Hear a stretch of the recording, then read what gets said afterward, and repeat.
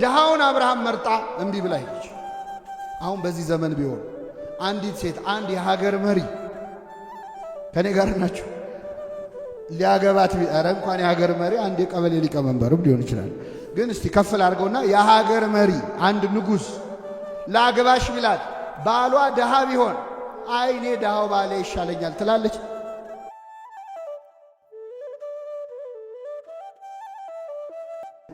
አባቶቻችን ሰው በሕይወት ዘመኑ በሱ ምክንያት ሰዎች 3 ጊዜ ይሰበሰባሉ ይላሉ። ስንት ጊዜ? የመጀመሪያው ስንወለድ እናታችንን እንኳን ማርያም ማረችሽ እንኳን ደስ አለሽ ለማለት ይሰበሰባሉ። ሁለተኛው የመጨረሻው መቼ ነው? የመጨረሻው ስለማይቀርላችሁ መልሱ። የመጨረሻው መቼ ነው? ስንሞት ሊቀብሩን የሚመጡ ሰዎች አሉ። እንደውም ሰው ቀብር አያስታጉልም።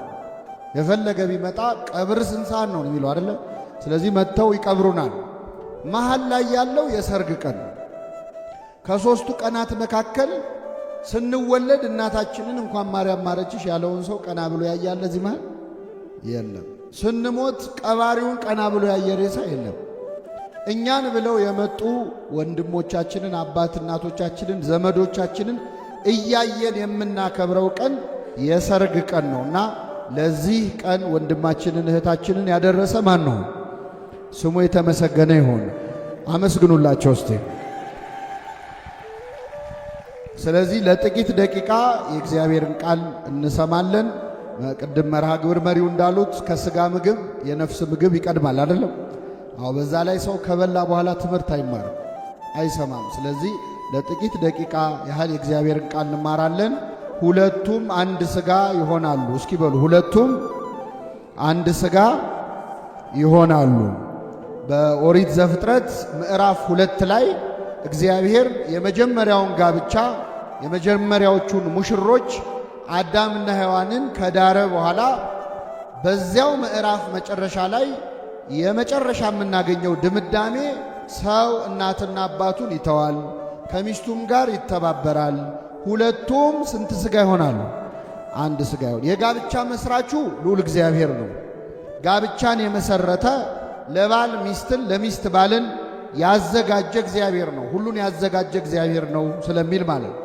ኦሪት ዘፍጥረትን ስታነቡ በምዕራፍ 1 ላይ እግዚአብሔር እንዴት ሰማይንና ምድር እንደፈጠረ እንዴት እያንዳንዱን ነገር ምድር ላይ የምናየውን ሁሉ እንዴት አድርጎ እንደሰራው በመናገር ነው ሙሴ ኦሪት ዘፍጥረትን መጽሐፍ የሚጀምረው። በመጀመሪያ እግዚአብሔር ሰማይና ምድርን ፈጠረ፣ ምድርም ባዶ ነበረች፣ አንዳች አልነበረባትም። ይህን ፈጠረ፣ የፈጠረውም መልካም እንደሆነ አየ ይላል። እግዚአብሔር የፈጠረው መልካም እንደሆነ አየ። 7 ጊዜ ኦሪት ዘፍጥረት ምዕራፍ 1 ላይ እግዚአብሔር መልካም መልካም መልካም ይላል 7 ጊዜ። 7ተኛው ላይ ደግሞ እጅግ መልካም እንደሆነ አየ ይላል።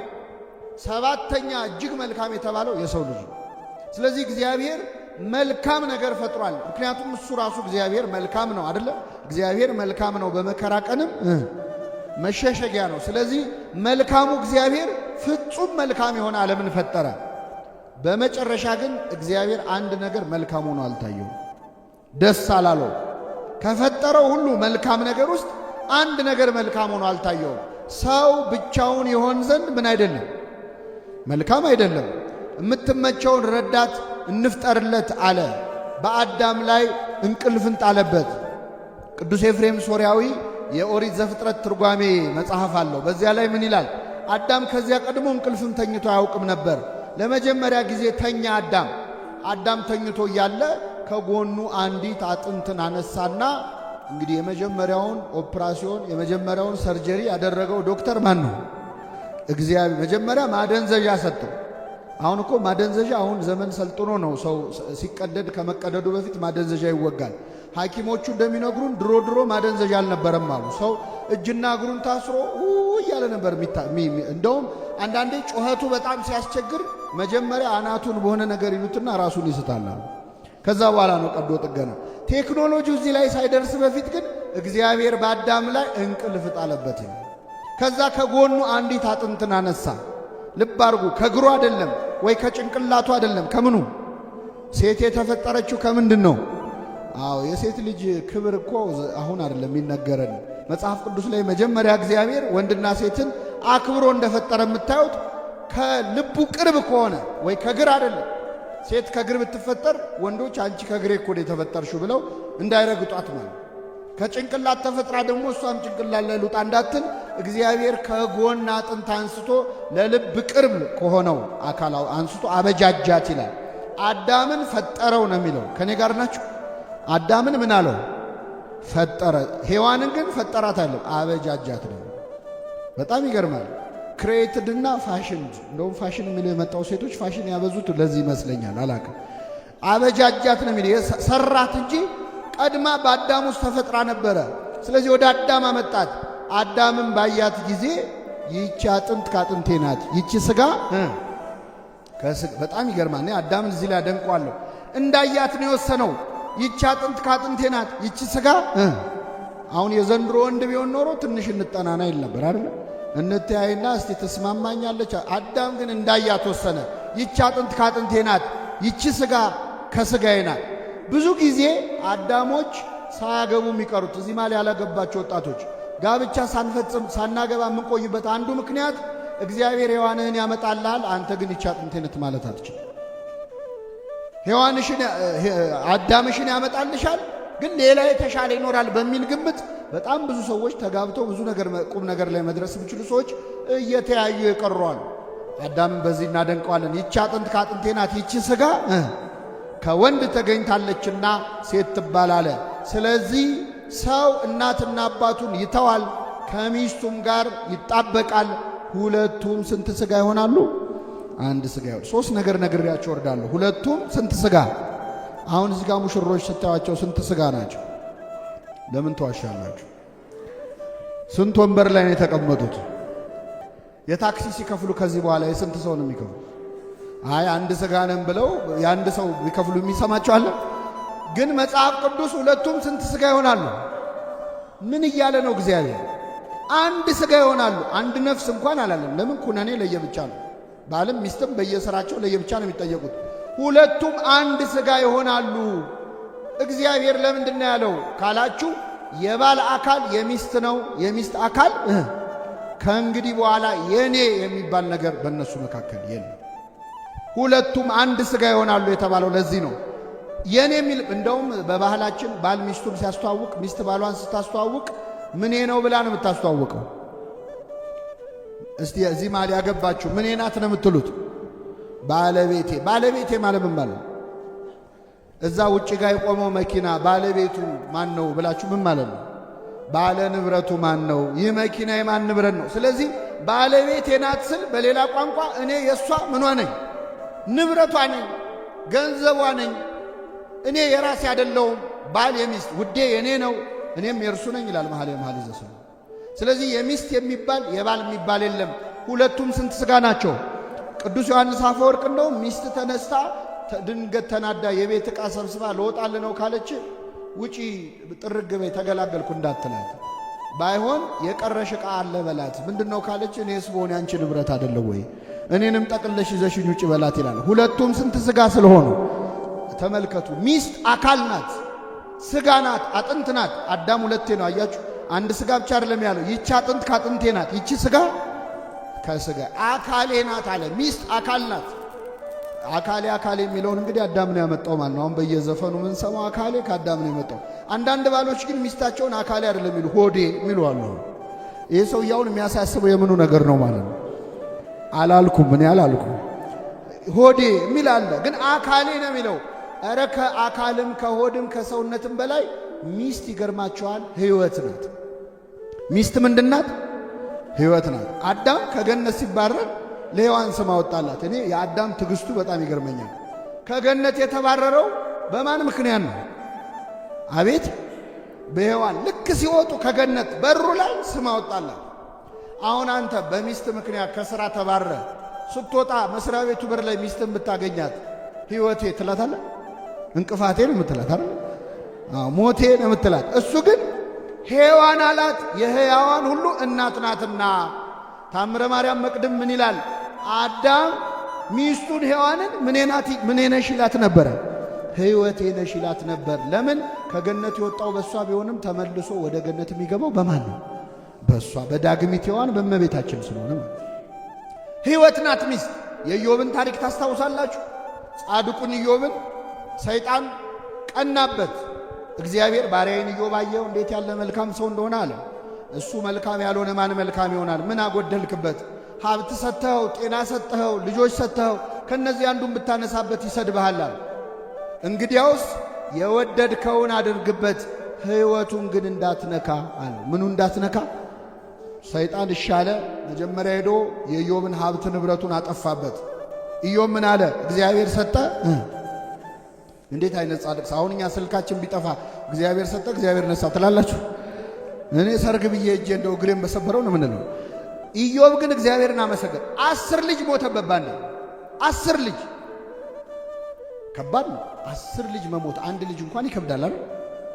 ኢዮብ ግን እግዚአብሔር ሰጠ እግዚአብሔር ነሳ። ከዛ ከራስ ፀጉሩ እስከ እግሩ ጥፍሩ በቁስል ተመታ። የገዛ ቁስሉ እስኪሸተው ሸክላ አምጥቶ እስኪያክ ድረስ። ግን ሚስቱ እንደውም መታ በቃ እግዚአብሔርን ስደበውና ይግደል እባክህ አለች። እንዴት እንዴት ያለሻል? እኔ አሁን ያነሳሁት ለምንድን ነው? ኢዮብ 10 ልጅ ሞተበት፣ ሀብት ንብረቱ ጠፋበት፣ ጤናውን አጣ። ሚስቱ ሞታለች። መልሱልኝ። ለምንድን ነው ሰይጣን ሚስቱን ያልገደለበት? እንደው አቃጥላ ትግደለው ብሎ ነው? አይደለም። እግዚአብሔር ምኑን አትንካ ብሎታል? ሕይወቱን አትንካ ብሎታል። ሚስት ሕይወት ነች። ሕይወቱን አትንካ ሲባል ሚስትንም ያካትታል። ስለዚህ አዳም ሰው እናቱንና አባቱን ይተዋል፣ ከሚስቱ ጋር ይጣበቃል። ሁለቱም ስንት ሥጋ ይሆናሉ? አንድ ሥጋ። ጋብቻ እናትና አባትን መተው ከሚስት ጋር መጣበቅ ነው። ወንድማችን እህታችን ዛሬ መቅደስ ውስጥ ገብተው ሁለት ሆነው ገብተው አንድ ሆነው ነው የወጡት። እንደ አንድ ሥጋ እንደ አንድ አካል ነው የሚያያቸው እግዚአብሔር። አንድነታቸውን በእግዚአብሔር ያጽናላቸው። ጋብቻቸውን በእውነት የአብርሃም የሳራ ያድርግላቸው። በተለምዶ የአብርሃምና የሳራ እንላለን አይደል? ምን ማለት ነው የአብርሃም የሳራ ማለት? እችን ነግሬያችሁ ልውረድ። የአብርሃም የሳራ ጋብቻ ያድርግላችሁ ማለት በጣም የሚገርም ነው። አንደኛ የአብርሃምና የሳራ ጋብቻ እንደዚህ ድግስ ነበረው? እንደዚህ ካሜራ ነበረው? ድግስም እንዳለው አልተጻፈም። ምንድነው የአብርሃም የሳራ የሚያሰኝ? አንደኛው አባታችን አብርሃም ቤተሰቦቹን ትቶ ከካራን ወጥቶ ወደ ከነዓን ሲሄድ ምንም በእጁ የያዘው ሀብት ንብረት አልነበረው። ሲወጣ ግን በድህነት ሲወጣ ተከትላ ወጣለች። ስለዚህ የአብርሃም የሳራ ጋብቻ ያድርግላችሁ ማለት በማጣት ውስጥም በማግኘት ውስጥም የምትፋቀሩበትን ፍቅር ያድላችሁ ማለት ነው። እግዚአብሔር ያድላቸው። የሚገርማችሁ ሳራን ከአንዴም ሁለቴ የሀገር መሪዎች ሊያገቧት ጠይቋል። የሀገር መሪዎች የግብፅ ንጉሥ ፈርዖን ጠይቋል ሊያገባት። የጌራራ ንጉሥ አቤሜሌክ ጠይቋል። ድሃውን አብርሃም መርጣ እምቢ ብላ ሄደች። አሁን በዚህ ዘመን ቢሆን አንዲት ሴት አንድ የሀገር መሪ ከኔ ጋር ናቸው ሊያገባት ኧረ እንኳን የሀገር መሪ አንድ የቀበሌ ሊቀመንበርም ሊሆን ይችላል። ግን እስቲ ከፍል አድርገውና የሀገር መሪ አንድ ንጉሥ ላግባሽ ቢላት ባሏ ድሃ ቢሆን አይ እኔ ድሃው ባሌ ይሻለኛል ትላለች? እሺ ትላለች። አንዴ ትላለች፣ ሁለተኛ ትላለች። ሁለተኛው ላይ እኔ አንተ አየው ለውጥ የለህም፣ ስለዚህ መቼስ አንደርስታንድ ታደርገኛለህ፣ አንተ የሚለፍልን እትል ትችላለች። ሳራ ግን 2 ጊዜ ድሃውን ባሏን ተከተለች። የአብርሃም የሳራ ጋብቻ ያድርግላቸው። አብርሃምስ የዋዛ ሰው መሰላችሁ? ሚስቱ ሳራ ሳትወልድ 90 ዓመት እስኪሆናት ድረስ ታገሳት። ስንት ዓመት? እንደውም እሷ መታገስ አቅቷት ከገረዷ እንዲወልድ ገፋፋች። ወለደ። መልሳ አስወጣልኝ አለችው። አስወጣ። እንዴት አይነት ጻድቅ ነው አብርሃም! የታገሰ ከሚስቱ ይወልዳል ይባላል።